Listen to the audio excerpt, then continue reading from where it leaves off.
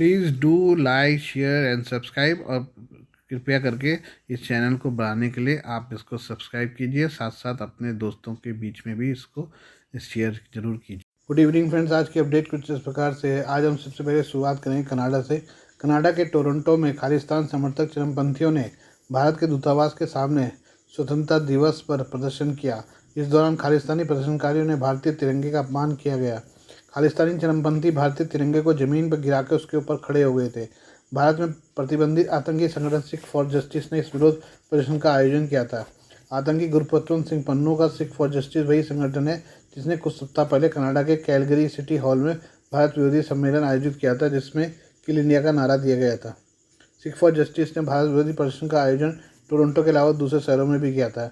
ऐसे ही एक प्रदर्शन के दौरान ब्रिटिश कोलंबिया प्रांत के सरे शहर में खालिस्तानियों को मुंहतोड़ जवाब मिला।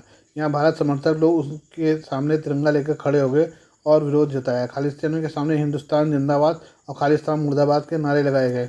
इस दौरान भारत समर्थकों खालिस्तान में हल्की झड़प भी हुई।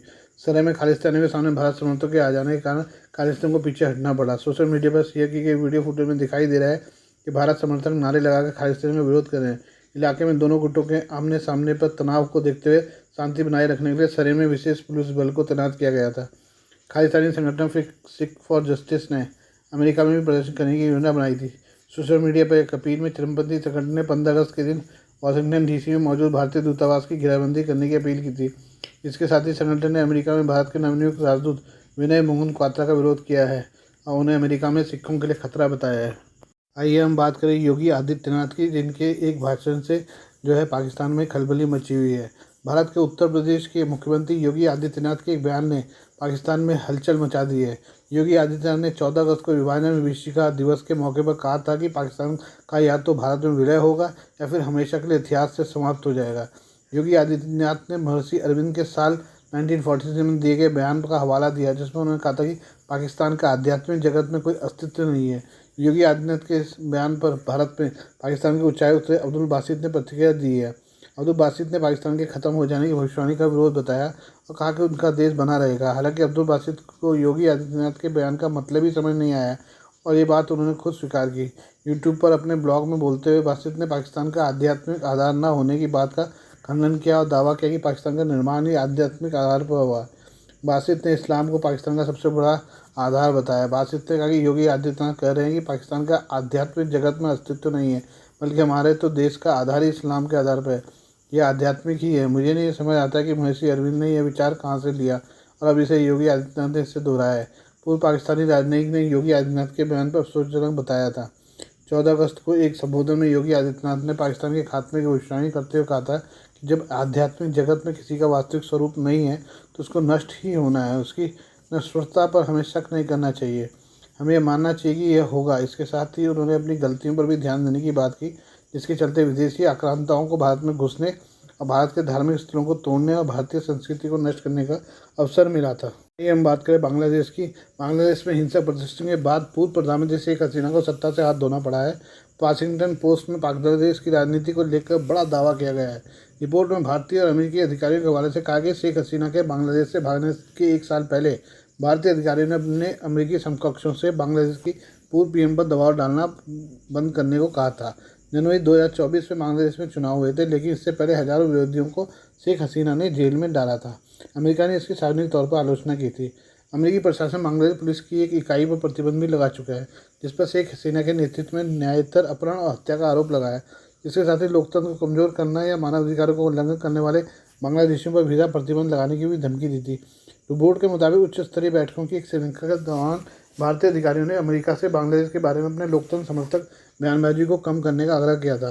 कथित तौर पर इसे लेकर तर्क दिया गया था कि अगर विपक्ष चुनाव के जरिए सत्ता हासिल करती है तो इससे बांग्लादेश इस्लामी समूह का केंद्र बन जाएगा, जो भारत के लिए खतरा बन सकता है। रिपोर्ट के मुताबिक भारतीय अधिकारी ने कहा कि आप इसे लोकतंत्र के स्तर पर देखते हैं, लेकिन हमारे लिए एक मुद्दे बहुत गंभीर और अस्तित्व से जुड़े हैं।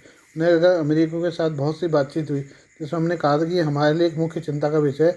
आप हमें रणनीतिक साझेदार के रूप में नहीं मान सकते जब तक कि हमारे पास किसी तरह की रणनीतिक सहमति न हो। रिपोर्ट के मुताबिक इसके बाद बाइडेन प्रशासन ने आलोचना को कम कर दिया और हसीना के शासन के खिलाफ आगे की प्रतिबंधों की धमकियों को टाल दिया, जिससे कई बांग्लादेशी निराश हो गए। अगस्त में शेख हसीना के आधिकारिक आवास पर मार्च करने वाले प्रदर्शनकारियों ने सेना की ओर से लगाए गए कर्फ्यू को नहीं माना। भारी भीड़ को अपनी ओर बढ़ता देख उन्हें देश छोड़ने के लिए मजबूर होना पड़ा। भारत और अमेरिका में बैठे नीति निर्माता ये विचार कर रहे हैं कि क्या उन्होंने बांग्लादेश की स्थिति को गलत तरीके से संभाला। एक अमेरिकी अधिकारी ने कहा कि बांग्लादेश में हमेशा से संतुलन बनाने की जरूरत होती है, क्योंकि कई जगहों पर ज़मीनी स्तर पर स्थिति जटिल होती है और आप अपने साझेदारों के साथ इस तरह का काम करना चाहते हैं जो अमेरिकी लोगों की अपेक्षाओं के अनुरूप न हो। आइए दूसरी खबर भी जो बांग्लादेश की है उसके बारे में बात करें। बांग्लादेश की अंतरिम सरकार के प्रमुख प्रोफेसर मोहम्मद यूनुस ने हाल ही में भारतीय प्रधानमंत्री नरेंद्र मोदी से फ़ोन पर बातचीत की है।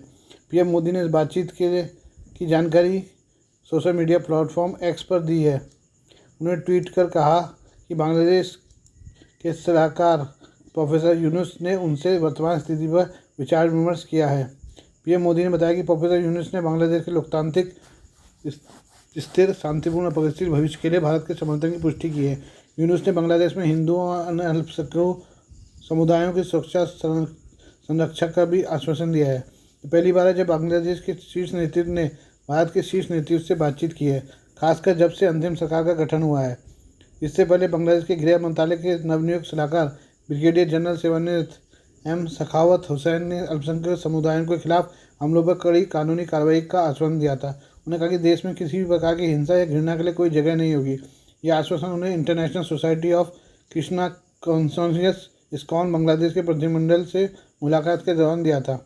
बांग्लादेश में शेख हसीना की सरकार के गिरने के बाद हिंदू समुदाय के सदस्यों के खिलाफ हिंसा बढ़ गई है। शेख हसीना ने 5 अगस्त को भारत आकर प्रधानमंत्री पद से इस्तीफा दे दिया था। इसके बाद उनकी सरकार के खिलाफ हुए व्यापक विरोध प्रदर्शन के चलते स्थिति उत्पन्न हुई है। बांग्लादेश के अंतर्राष्ट्रीय अपराध न्यायाधिकरण ने पूर्व प्रधानमंत्री शेख हसीना और 9 अन्य लोगों के खिलाफ नरसंहार और मानवता के खिलाफ अपराधों की जांच शुरू कर दी है। यह आरोप 15 जुलाई से 5 अगस्त के बीच छात्रों के आंदोलन के दौरान की गई घटनाओं से संबंधित है। हम बात करें रूसी सांसद और देश की संसद के उपसभापति मिखाइल शेरमेट ने शुक्रवार को कहा कि दुनिया तीसरे विश्व युद्ध के कगार पर है। उनका बयान ऐसे समय आया है जब यूक्रेन से लगती रूसी सीमा पर भीषण लड़ाई चल रही है और यूक्रेनी सेना बल रूस के काफ़ी अंदर तक बढ़ आए हैं। उन्होंने चेतावनी दी कि रूस के कुछ क्षेत्र में पश्चिमी देशों से समर्थित यूक्रेनी घुसपैठ के कारण दुनिया संभावित तीसरे विश्व युद्ध के करीब पहुंच रही है। रूस की रक्षा समिति के सदस्य शेरमेट का दावा है कि रूसी धरती पर हमले में पश्चिमी सैन्य उपकरणों और विदेशी भागीदारी एक भयंकर उकसावे का संकेत है जो वैश्विक संघर्ष का कारण बन सकता है।